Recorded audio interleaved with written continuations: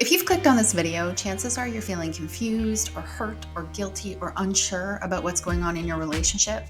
Maybe you found yourself asking, am I the victim of abuse? This is such an important question to ask because abusers are masters at manipulation. They're so skilled at twisting situations and flipping the script and making you feel like you're the problem. You might even find yourself apologizing when you've done nothing wrong, doubting your own feelings and instincts. So in this video, I'm going to dig into this dynamic. How abusers subtly or overtly shift blame, distort reality, and manipulate their victims to think that they are the problem. And by the end of this video, you should have a clearer understanding of the tactics that abusers use and how you can spot them in your relationships. If this resonates with you, stay with me. This is a safe space to gain clarity, validation, and the tools you need to start seeing the truth in your relationships. You deserve to feel empowered, not confused. So let's unpack this together. First, let's talk about the tactics abusers use to flip the script and to make you doubt yourself. Abusers are so skilled at gaslighting, a form of psychological manipulation that makes you doubt your reality. You might hear things like, you're overreacting, or you're too sensitive, or even, you're the one causing all the problems. And over time, this can make you feel confused, anxious, and maybe even guilty. Here are 5 common signs that you might be the victim and not the abuser. Number 1 is constant self-doubt. Do you often find yourself questioning your own actions and your own words when you know that you're kind and reasonable? Abusive people will claim intent behind actions that are not actually there. They intentionally plant seeds of doubt to keep you off balance.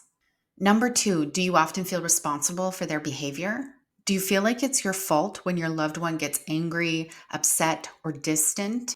They might overtly blame you by saying things like, if you hadn't have done that, then I wouldn't have done this, which makes you feel responsible for their emotions. Or they might punish you through the silent treatment or a harsh comment. And you leave these interactions thinking, what did I do to deserve that? Number 3, walking on eggshells. Are you constantly on edge, trying to avoid saying or doing something that might trigger them? This is the biggest red flag. Number 4 is isolation. Have you become more isolated from your friends and family? Have they removed access to things that support your independence, like finances or privacy to your phone or writing in a journal? Abusers will cut you off from support systems and resources so they can control you more easily. And number 5, unfair blame. Do they blame you for things that go wrong, even when it's not your fault? If they slept in, are you somehow to blame? If you're always a scapegoat, that's a red flag. Abusers are incredibly skilled at turning the tables in the relationship. And one of the main tactics they use is projection. This is when they accuse you of the very things that they are doing. For example, you might hear phrases like, you're always nagging me, or you never listen to me, or you're so controlling. But here's the twist. These statements are actually describing their behavior, not yours. Let's break this down. When an abuser calls you controlling, they might be the one that's trying to control every aspect of the relationship, your actions, your time, your choices. And when they say, you're always nagging, it might be because they're ignoring your needs, making you ask over and over and over again. Projection isn't just a way to confuse you. It's a way for the abuser to deflect responsibility and to keep you lost in the cycle of abuse. It's a tactic designed to keep you questioning your own reality. Instead of holding themselves accountable, they shift the blame onto you. They turn the narrative around, making it seem like you're the one causing all of the problems in the relationship, when in fact, it's their behavior that is damaging the relationship. Over time, this constant projection can leave you feeling anxious and confused and questioning your own worth. You start to believe that maybe you are too sensitive or maybe you are nagging. This is exactly what they want. They want you to doubt yourself and to accept the blame. All the while, they avoid taking responsibility for their abusive behavior. Recognizing this pattern is one of the first steps towards reclaiming your power and getting clarity on what's really going on in your relationship.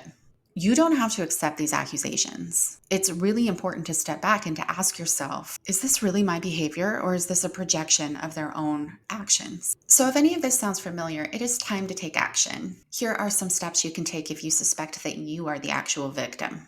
Number 1 is reflect on your feelings. Take time to honestly assess how you feel in the relationship. Do you feel safe and respected and valued? Number 2 is keep a journal. Start documenting incidences and reflect on how they make you feel. This will help you see patterns and recognize the manipulation. Number 3 is reach out for support. Talk to somebody that you trust, a friend, a therapist, a family member. Sometimes an outside perspective can help you gain clarity on what is really going on. Number 4 is learn about abuse. Educate yourself on the dynamics of emotional and psychological abuse. Knowledge is power, and understanding these tactics can help you reclaim your sense of reality. Number 5, consider your options. If you realize you're in an abusive relationship, it's important to start thinking about next steps. This might mean setting boundaries, seeking professional help, or planning a safe exit.